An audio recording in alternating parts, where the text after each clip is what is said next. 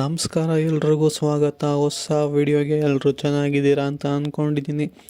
ಇನ್ನೊಂದು ಹೊಸ ದೆವ್ವದ ಕಥೆಯೊಂದಿಗೆ ತಮಗೆಲ್ಲರಿಗೂ ಸ್ವಾಗತ. ಸೊ ಕತೆ ನನ್ನ ನಡೆದಿರೋದು ಬಂದ್ಬಿಟ್ಟು ಅಥಣಿಯ ಒಂದು ಊರಾದಂತಹ ಕಟೆಗಾರಿ ಎಂಬ ಊರಲ್ಲಿ ನಡೆದಿರೋವಂಥ ಒಂದು ಕತೆ. ಈ ಒಂದು ಕತೆ ನನಗೆ ಕೊಟ್ಟದ್ದು ಬಂದ್ಬಿಟ್ಟು ಸಂತೋಷ್ ಎಂಬುವವರು.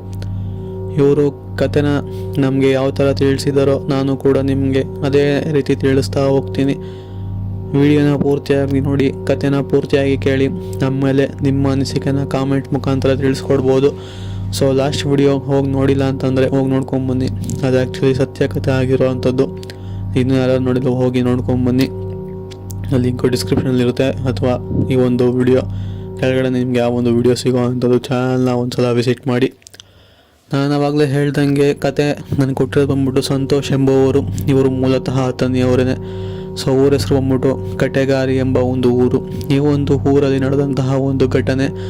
ಸೊ ಈ ಒಂದು ಸಂತೋಷ್ ಮತ್ತು ಇವರಿಗೆ ಒಂದು ಸ್ನೇಹಿತರ ಗುಂಪಿರುತ್ತೆ ಅಂತಲೇ ಹೇಳ್ಬೋದು.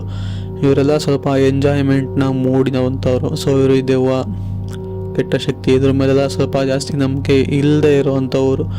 ಸೊ ಇವರು ಹೀಗೆ ಮನೆಯಲ್ಲಿ ಇವರು ಸ್ನೇಹಿತರೊಂದಿಗೆ ಒಂದು 4-5 ಟೂ ವೀಲರ್ಗಳನ್ನ ಹಾಕ್ಕೊಂಡು, ಅಂದರೆ ದ್ವಿಚಕ್ರ ವಾಹನದಲ್ಲಿ ಎಲ್ಲ ತಮ್ಮ ಸ್ನೇಹಿತರೆಲ್ಲ ಒಂದು ಡ್ರೈವ್ ಹೋಗಿ ಬರೋಣ ಅಂತ ಹೇಳಿ ಆಚೆ ಬಂದಿರ್ತಾರೆ.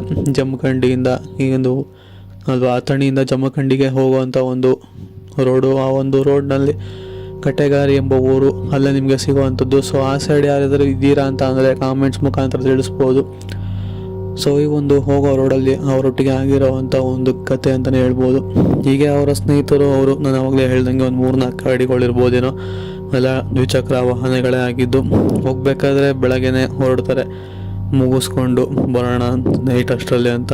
ಬಟ್ ಬೆಳಗ್ಗೆ ಹೋಗಿ ಜಮಖಂಡಿಗೆ ಹೋಗಿ ಎಲ್ಲ ನಮ್ಮ ಏನಂತೀರ ಎಂಜಾಯ್ಮೆಂಟ್ಗಳನ್ನೆಲ್ಲ ಮುಗಿಸ್ಕೊಂಡು, ಒಂದು ರೈಡ್ನ ಮುಗಿಸ್ಕೊಂಡು ಲೇಟಾಗಿ ಕತ್ಲಾದ್ಮೇಲೆ ಮನೆಗೆ ಹೋಗೋಣ ಅಂತ ಹೇಳಿ ಗಾಡಿನ ಅಲ್ಲಿಂದ ನಿಧಾನಕ್ಕೆ ಓಡಿಸ್ಕೊಂಡು ಬರ್ತಾರೆ. ಹೀಗೆ ನಾವು ಒಂದು ಜಮಖಂಡಿಯಿಂದ ಅಥಣಿಗೆ ಬರುವಂತಹ ಒಂದು ದಾರಿಯಲ್ಲಿ ಬರಬೇಕಾದ್ರೆ ತಮ್ಮ ಒಬ್ಬ ಸ್ನೇಹಿತರ ಗಾಡಿಯ ಟೈರ್ ಅದು ಪಂಚರ್ ಆಗಿರೋಂಥದ್ದು. ಸೊ ಆ ಒಂದು ಪಂಚರ್ನ ರೆಡಿ ಮಾಡಿಕೊಂಡು ಮತ್ತೆ ಊರಿಗೆ ವಾಪಸ್ ಬರೋ ಅಷ್ಟರಲ್ಲಿ ಸಮಯ ಒಂದು 9:30 10 ಗಂಟೆ ಆಗಿರ್ಬೋದು. ಆ ಒಂದು ಸಮಯದಲ್ಲಿ ಇವರು ಕಟೆಗಾರಿ ಎಂಬ ಒಂದು ಊರ ಮೇಲೆ ಹೋಗಬೇಕಾಗಿರುವಂಥದ್ದು. ಈ ಒಂದು ಊರಿಗೆ ಬಂದಾಗ ಅವರ 4 ಗಾಡಿಗಳೇನಿದೆ ನೋಡಿ, 3-4 ಗಾಡಿ, 4 ಗಾಡಿ ಕೂಡ ಆಫ್ ಆಗುವಂಥದ್ದು. ಒಂದು ಊರಲ್ಲಿ ಒಂದು ಗಾಡಿ ಆಫ್ ಆದರೂ ಪರವಾಗಿಲ್ಲ, 2 ಗಾಡಿ ಆಫ್ ಆದರೂ ಪರವಾಗಿಲ್ಲ, ಬಟ್ 4 ಗಾಡಿ ಆಫ್ ಆಗಿರೋವಂಥದ್ದು.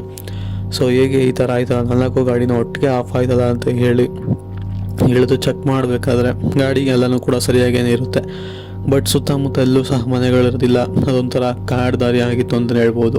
ಬಿಕಾಸ್ ಆ ಕಡೆ ಎಲ್ಲ ಕಾಡು ದಾರಿಗಳು ಸರ್ವೇ ಸಾಮಾನ್ಯ.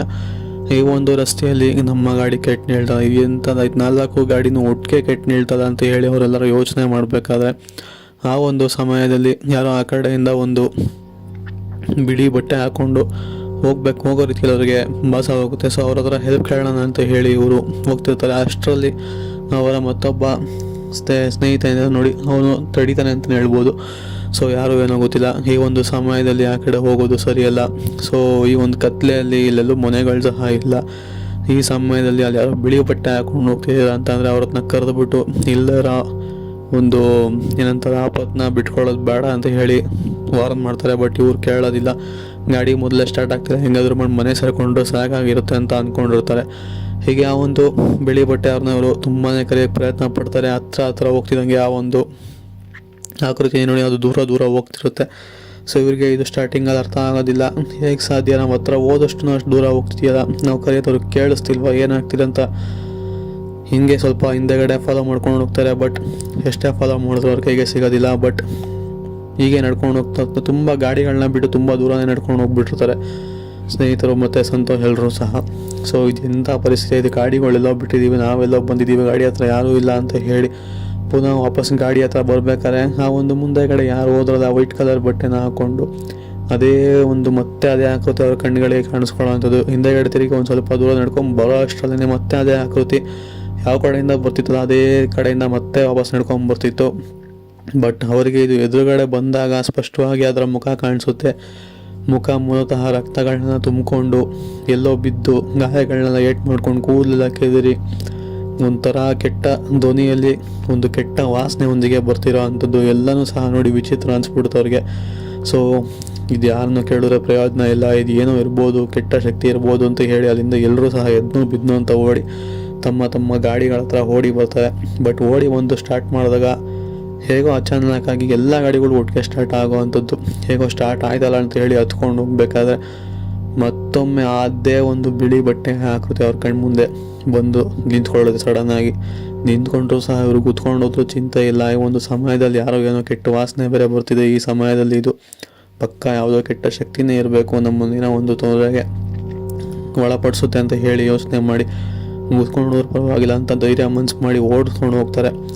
ಸೊ ಹೀಗೆ ಓಡಿಸ್ಕೊಂಡು ಹೋಗ್ತಿದ್ದಂಗೆ ಆ ಒಂದು ಆಕೃತಿ ಇದ್ದಕ್ಕಿದ್ದಂಗೆ ಕಣ್ಮುಂದೆಯಿಂದ ಮಾಯವಾಗಿಬಿಡುತ್ತೆ. ಇದನ್ನು ನೋಡಿದಂತಹ 8 ಜನ ಸ್ನೇಹಿತರು ಸಹ ಗಾಬರಿ ಆಗ್ತಾರೆ. ಸೊ ನಡೆದಂಥ ಎಲ್ಲ ವಿಷಯನೂ ಸಹ ತೊಗೊಂಡೋಗಿ ಮನೇಲಿ ತಿಳಿಸ್ಕೊಟ್ಟಾದ್ಮೇಲೆ ಗೊತ್ತಾಗುವಂಥದ್ದು ಆ ಒಂದು ರೋಡ್ನಲ್ಲಿ ಒಂದು ಟ್ರಕ್ ಆಕ್ಸಿಡೆಂಟಿಂದ ಸಾವಾಗಿದ್ದ ಒಂದು ಅತೃಪ್ತ ಆತ್ಮ ಅಲ್ಲೇ ತಿರುಗಾಡ್ತಿದೆ. ಅಲ್ಲಿ ಹೋಗೋ ಬರೋರಿಗೆಲ್ಲ ತೊಂದರೆ ಕೊಡುತ್ತೆ. ಸೊ ಅಲ್ಲಿ ಹೋಗೋ ಬರೋ ಗಾಡಿಗಳನ್ನೆಲ್ಲ ಆಫ್ ಮಾಡಿಸುತ್ತೆ ಅಂತ ಹೇಳಿ ಆ ಒಂದು ವಿಷಯ ಅವರಿಗೆ ಗೊತ್ತಾಗಿರೋ ಅಂಥದ್ದು. ಸೊ ಇದು ಅವ್ರು ಕೊಟ್ಟಿರೋವಂಥ ಕತೆ.